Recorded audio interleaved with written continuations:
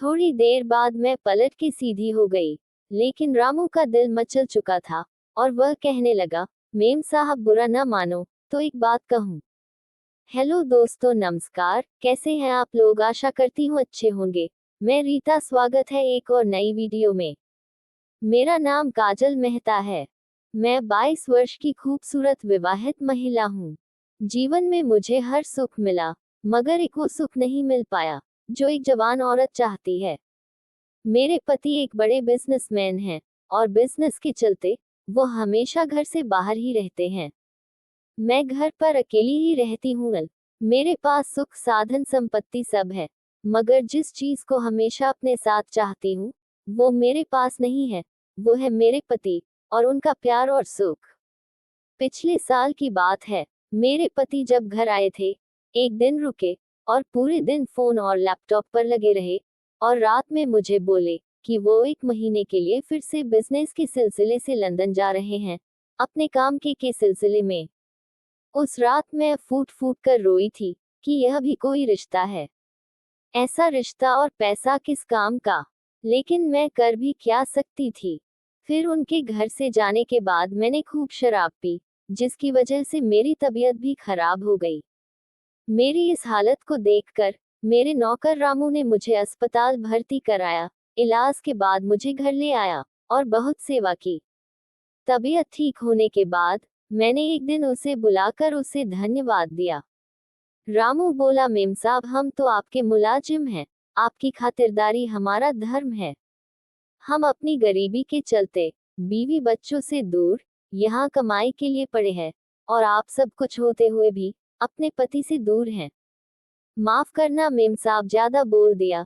2 साल से मैं अपनी घरवाली से नहीं मिला हूँ, बहुत याद आती है उसकी। मगर कमाएंगे नहीं तो घर कैसे चलेगा हमारा? मैंने उसे 2000 रुपये दिए और कहा, जाओ अपने घर हो आओ। तो वो बोला, नहीं मेम साहब, हम ये पैसा घर भेजूंगा कि हमारा घर चलता रहे। हम आपकी सेवा में यहीं रहेंगे। आपका बहुत धन्यवाद। रामू की बातें मेरे दिल को छू गई कि यह गरीब इंसान अपनी पत्नी को इतना प्यार करता है और एक मेरे पति हैं कि उन्हें मेरी याद भी नहीं आती। कितना तड़पता होगा वो यहाँ पर अपनी बीवी के बिना, ठीक वैसे ही जैसे मैं अपने पति के बगैर।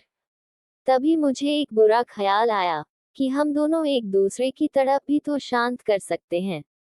तब से मेरी नजरें उसके लिए बदल गई। एक दिन वो घर में सफाई कर रहा था। उस समय वो उघारे बदन था, सिर्फ एक हाफ पैंट पहन रखी थी।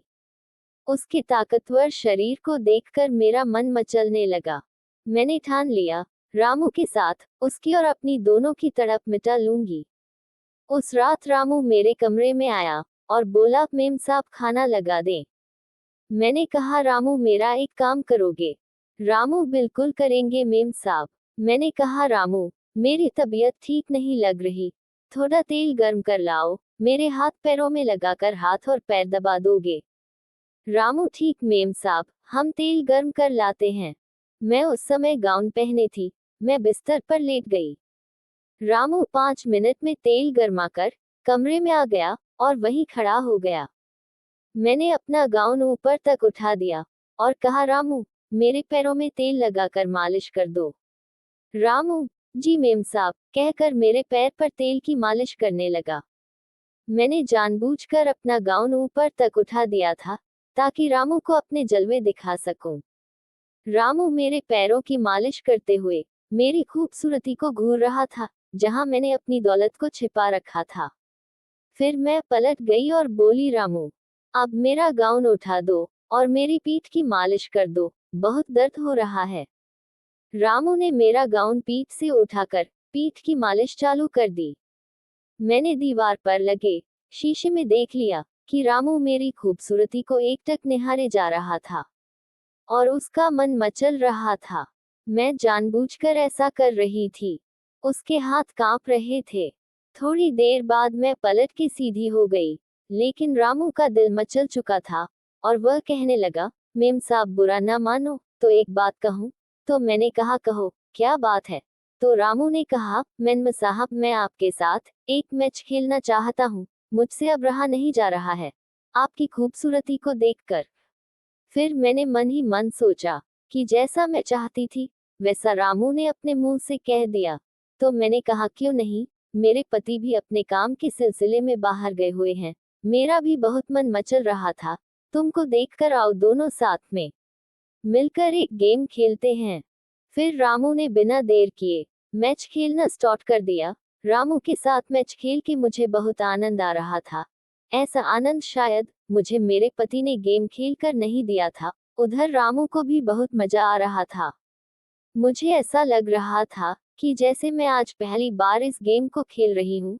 करीब 10 मिनट हो गए थे रामू को गेम खेलते हुए। उसके बाद रामू आउट हो गया।